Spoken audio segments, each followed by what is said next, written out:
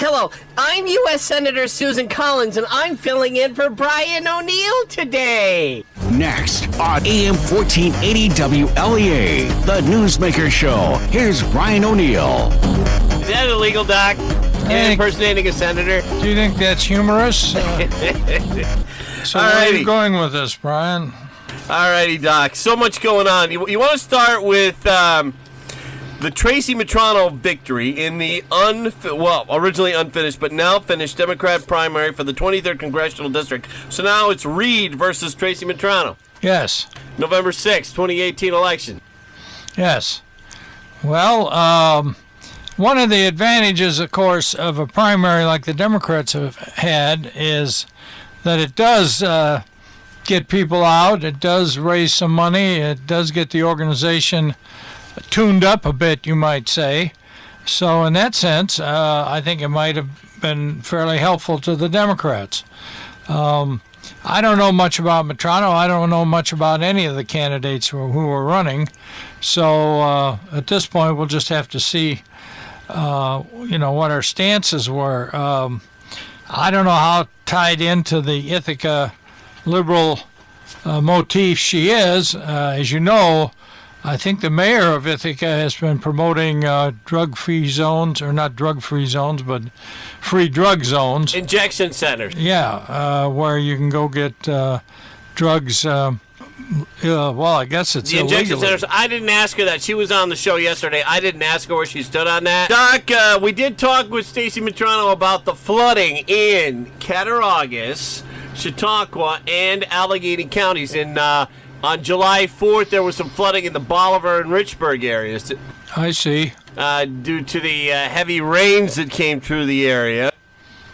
So I'm expecting to hear from, the usuals, Congressman Reed and Senator Young on that. Yes. On the flood damage issue. That was one big thing that did come up. Something that came up on Thursday afternoon. Yes. Scott Pruitt resigned from the Environmental Protection Agency. Pruitt says it's due to the harassment, going out in public and being harassed, and also a never-ending Inspector General investigation.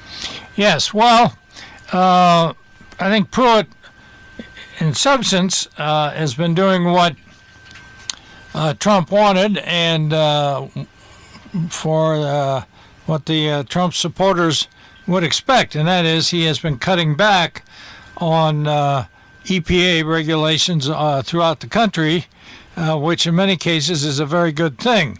And not that the EPA hasn't accomplished a lot, I think they have.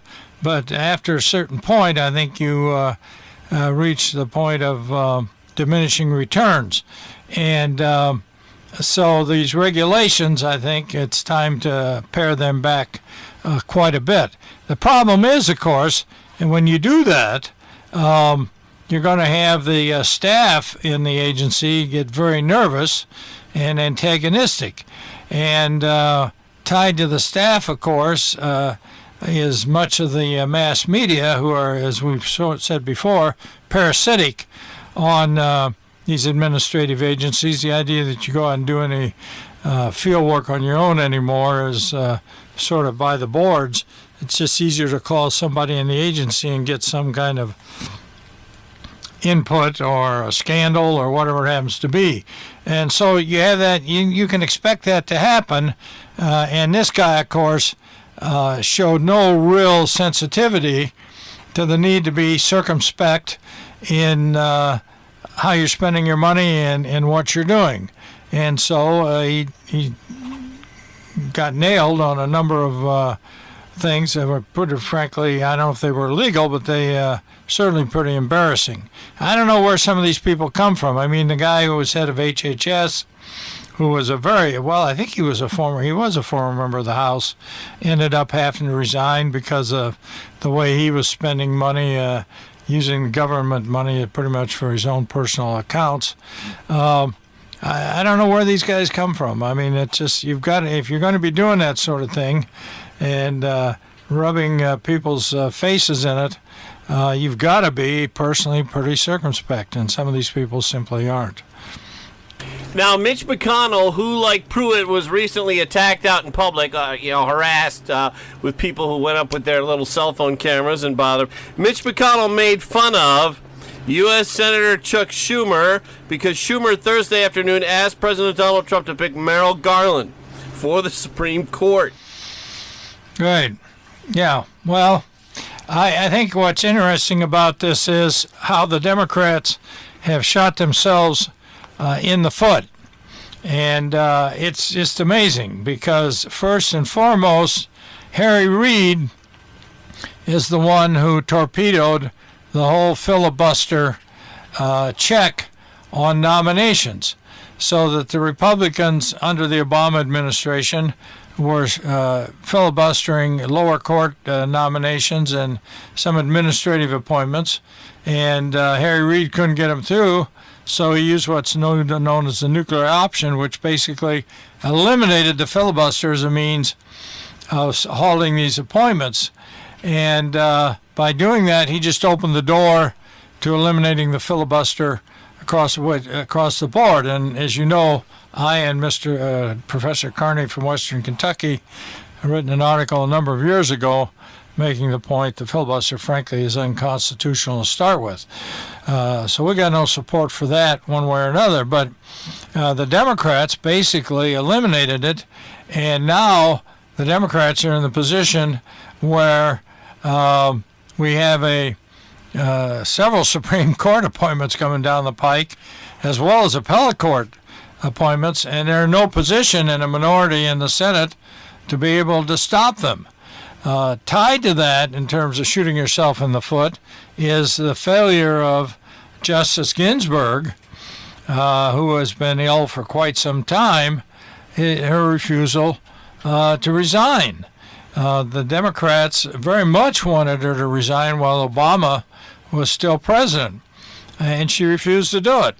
So now you have a situation, not only does Trump have the appointment to replace Kennedy, but he almost certainly will have a chance to replace Ginsburg. And without the filibuster option for the Democrats, they better hope they win a majority of the U.S. Senate in the upcoming election, which they will not do.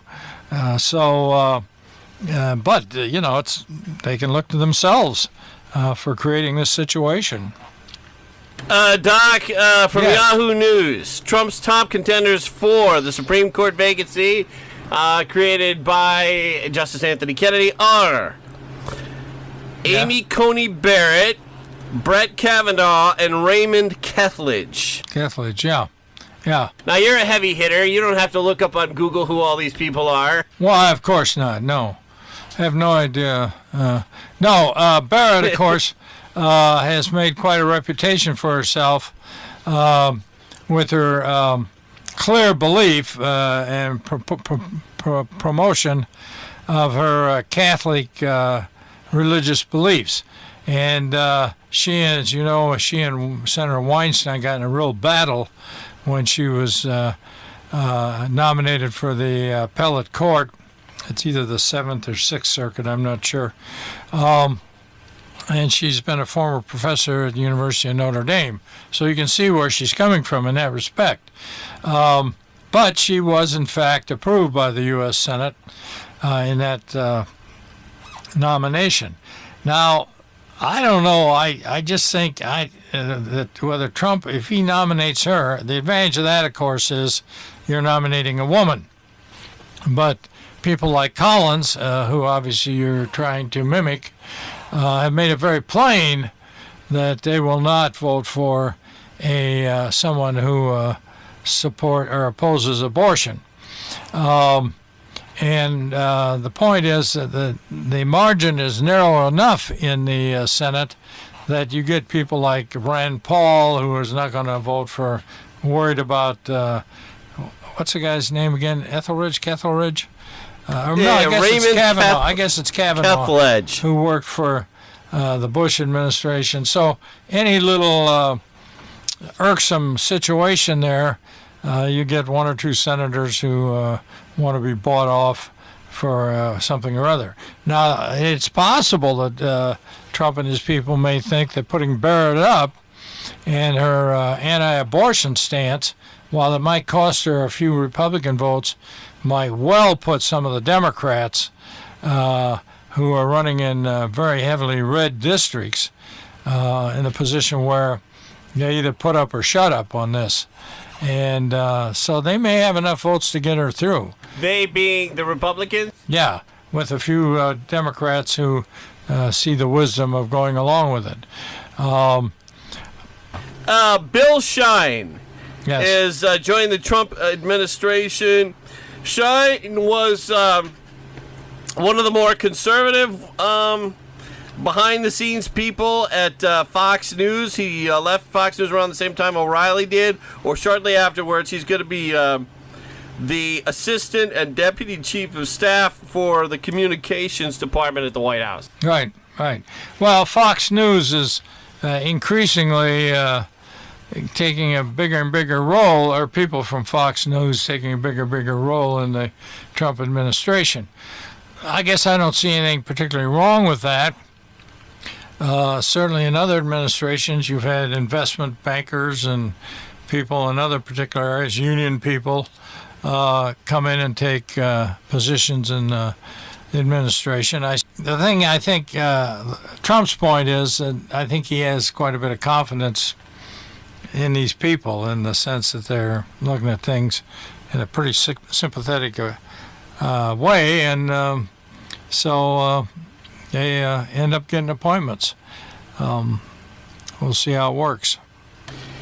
We're talking with Alfred University political science professor emeritus Dr. Robert Heineman. Interesting Tom Reed tweet from Thursday afternoon. Quote, if Kim Jong-un does not commit to peace, it will only leave the United States with the option of military force.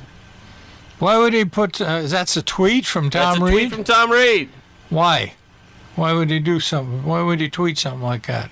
He tweeted it Thursday afternoon. Well, the latest on Kim Jong-un is that there's been video footage seen on TV of nuclear sites that he's been expanding. Meaning that Kim Jong-un's broken his word on the Singapore talks. Well, I'm not certain he's broken his word. I'm not certain what his word was. And the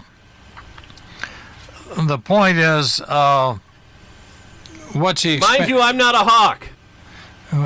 Well, I don't know why Reed would tweet something like that unless somebody on his staff has decided that he has to show some kind of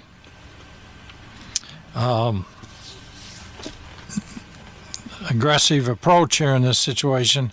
I mean, that's just strange. Again, North Korea has gone out of its way, and now I don't know if it's gone out of its way, but it's returning the remains of, 100 or more of our troops that were buried in North Korea, and their whole public relations in North Korea has toned down tremendously there. Now, it's true, they could be sneaking in some sort of nuclear development there, but I don't know what good it's going to do them, frankly. So I guess I would step back and let the thing work its way out. I just don't see what's to be gained there. I don't know. Has Mr. Reed become a specialist in foreign affairs here now? I thought his area was You're for public policy. More of the viewpoint of don't go off on Kim Jong-un. Let the situation resolve. I would, with the White House. Let's let the people who Pompeo and these guys who seem to know what they're doing do their bit there. So I would caution Congressman Reed to slow down a little bit on that point.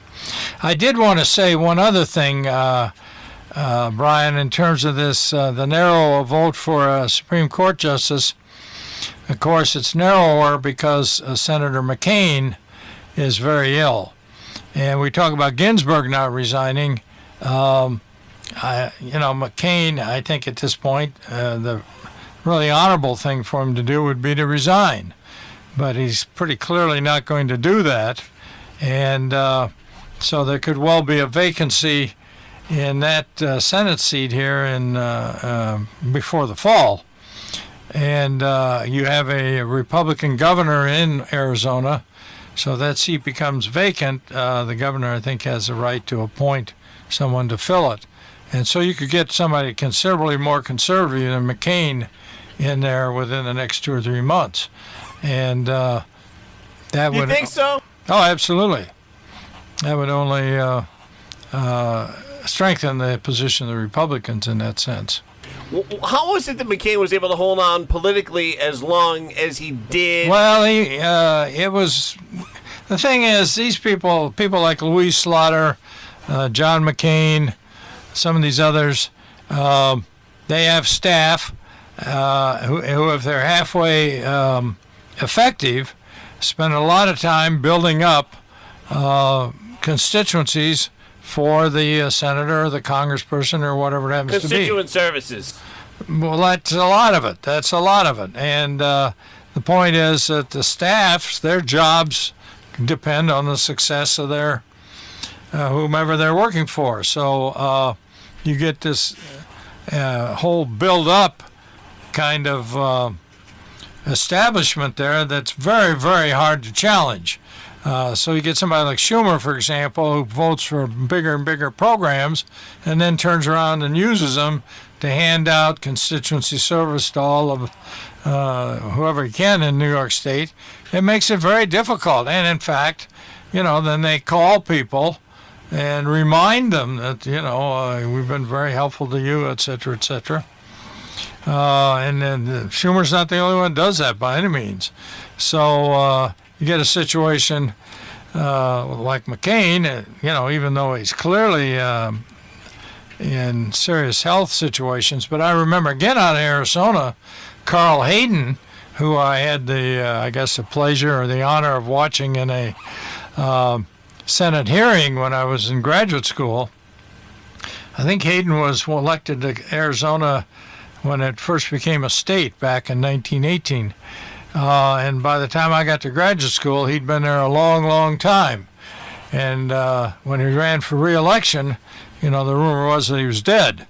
But they ran the cameras in there, and he was lying in his hospital bed, and he raised his hand and waved at the camera, and so clearly he was still alive and was re-elected.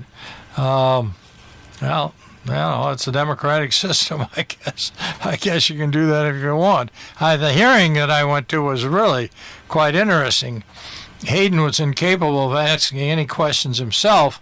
He had a staff person who would write out the questions, put them in front of him, and then he would speak in the mic to the witness, reading off the question. The witness then would respond, and then the staff person would give Hayden another question to read off a sheet of paper. Oh, my. Yes, Dr. Bob, we forgot to take a break. Can we at least check the forecast really quick? Absolutely. I think people are entitled to that, Brian. Yes. Checking in now with the ever-patient meteorologist, Rob Carroll. Oh, he's sleeping. What? Hello? Is the caller there? We're looking at the better weather heading our way this morning, Brian. Skies have already cleared out up to the north. It is clear in Niagara this morning. Clear out Buffalo. The rain south and east of us. Rest of the day turns very, very nice. And then for today, we're going to see it become partly to mostly sunny. It'll be breezy. High 75 to 80. Sun came up this morning at 5:41. It'll set tonight at 8:49. Clear overnight. Lows will be cool, 50 to 55. Some of the valleys may end up with a little bit of patchy fog overnight. We'll have sunshine tomorrow. Very comfortable. High 75 to 80. Clear tomorrow night, 55. And it's going to be mostly sunny during the day on Sunday, Brian. What was that horn? That was my alarm clock going off telling me it's time to get up. All right, we've exercised our constitutional right to the forecast. Yeah, absolutely. First Amendment, I think. Can I bring up a Schumer issue? Well, certainly it's your show, as usual. Now, I realize that you're not a big fan. That would be correct. Of the distinguished gentleman from New York. But, I'm not sure if it's a Soros group. It sounds like one, Indivisible BK. They were scheduled to meet with Senator Chuck Schumer at a town hall in Brooklyn the other night. Schumer couldn't make it. He got stuck at the airport in Utica. So he called from Utica, and they said that's not good enough. And they made a big deal about it and went on like a bunch of babies that they are. I mean, and they said that Schumer didn't go far enough, and he didn't do enough. Yeah, well, that's what's growing up on the left for the Democrats. I mean, here's Schumer, and again, I don't support a lot of what he stands for. No, but travels. This is not to say that there's anything really wrong with him. I mean, the idea that he's involved in scandals or corruption, I just don't think there's any possibility of that. I think the guy is squeaky clean in that respect. I don't agree with what he stands for, but but he's a moderate Democrat, and that's not good enough for these folks far out there on the left, and Maxine Waters and the rest of these types.